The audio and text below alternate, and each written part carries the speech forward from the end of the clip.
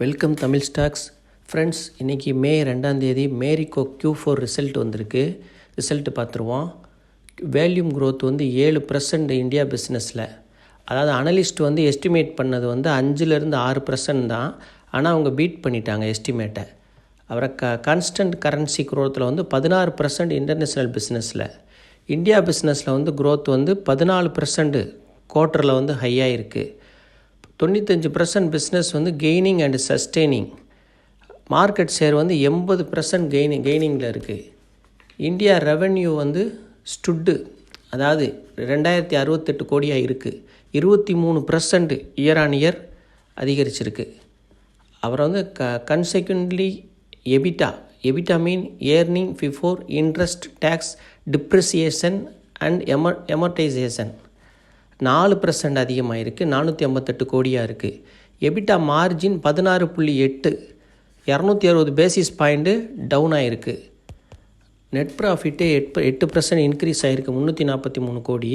Financial இயரில் வந்து revenue from operation 10,831 கோடி.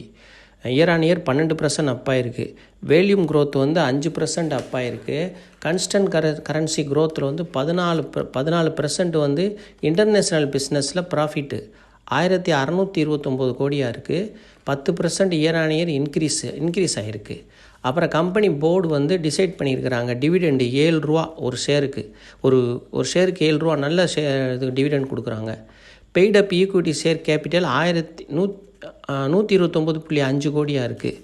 Marico expect gradually improving growth. அவங்க வந்து நல்லா கிராஜுவலாக இருக்குது அவங்க இம்ப்ரூவ் க்ரோத்து. இது வந்து ஹெல்த்தியான மான்சூன் இந்தியாவில் இருக்கிறது வந்து அவங்க பிஸ்னஸ் இன்ஃப்ளேஷனுக்கு வந்து ரீட்டெயில் அண்டு ஃபுட்டு இன்ஃப்ளேஷனுக்கு வந்து சப்போர்ட் பண்ணுது இந்த இந்தியாவோட மான்சூன், அதான் பருவம் இந்தியா பிஸ்னஸ்ஸு. இதுதான் வந்து மேரிகோவோட ஃபுல் டீட்டெயிலு. இப்போ வந்து ஹேர் வெல்னஸ்ஸு இந்த இதில் வந்து அவங்க நல்ல மார்க்கெட் லீடராக இருக்கிறாங்க. ஹேர் வெல்னஸ்ஸு, ஹேர் க்ரோத்து இதில். அப்புறம் பேராஷூட் கோகோனட் ஆயில் இவங்களோட தான். சாந்தி பாதாம் amla hair oil, Saffola refined oil, இந்த மாதிரி நிறையா சொல்லலாம். நிறையா நல்ல ப்ராடக்ட்லாம் இவங்களுக்கு இருக்குது. வெளிநாடுகளுக்கு நிறையா ஏற்றுமதி பண்ணுறாங்க. Egypt, Middle East, Bangladesh, Vietnam, Myanmar, Africa, Singapore, Malaysia, Canada, இந்த நாடுகளுக்கெல்லாம் இவங்க பொருள்களை ஏற்றுமதி பண்ணுறாங்க. அப்புறம் வந்து என்னென்னா இது ஷேர் ப்ரைஸை பார்ப்போம். ஹை வந்து 736 வரைக்கும் போயிருக்கு. லோ வந்து 510, க்ளோஸ் வந்து 697. இன்றைக்கி Friday close. BE ratio 62, sector BE 56, book value 20 time அதிகமாக இருக்குது. இந்த மாதிரி எஃப்எம்சிஜி கம்பெனிக்கெல்லாம் கொஞ்சம் கூட தான் இருக்கும். மோனோபோலி ஸ்டாக் மாதிரி தான் இதெல்லாம். மார்க்கெட் கேபிட்டல் 90,395 கோடி இருக்குது. இப்போ வந்து இந்த ஸ்டாக் வந்து நல்ல ரிசல்ட் நல்லதாக கொடுத்துருக்குறாங்க. மாடரேட்டாக இருக்குது, குறை சொல்கிற மாதிரி இல்லை. இப்போ வந்து ஆனால் விலை ரொம்ப கூடுதலாக தான் இருக்குது. பங்கோட விலை நல்லா இறங்கினா தான் அதெல்லாம் வாங்க முடியும். இப்போதைக்கு நம்ம ரிசல்ட்டை பார்த்துட்டோம். இதனால் நீங்கள் எப்போயுமே வாட்ச் லிஸ்ட்டில் போட்டு வச்சுக்கோங்க நான் சொல்கிற ஸ்டாக்ஸ்லாம். ஏன்னா எப்போ எந்த ஸ்டாக் கீழே வரும்னு நமக்கு தெரியாது. கீழே வர்ற ஸ்டாக்கை வாங்கி போட்டுருங்க. மேலே போயிருக்கிறத பற்றி கவலைப்படாதீங்க. அது ஏறுறப்ப அதை விற்கிற மாதிரி 10%, 15% லாபம் கிடச்சா விற்றுட்டு வெளியே வந்துட்டு வேறு இறங்கின ஸ்டாக்கை வாங்கிக்கோங்க. இந்த மாதிரி செஞ்சிங்கனாலே உங்களுக்கு நல்ல ப்ராஃபிட் கிடைக்கும், ரொம்ப நாள் காத்துட்ருக்கதை விட. அப்புறம் வந்து இதோட ப்ரைஸ் பார்க்குறீங்கன்னா ஒரு 620 வந்தால் நீங்கள் கன்சிடர் பண்ண ஆரம்பிக்கலாம். என்னோடய சஜஷன் இது. 620 கன்சிடர் பண்ண ஆரம்பிக்கலாம்.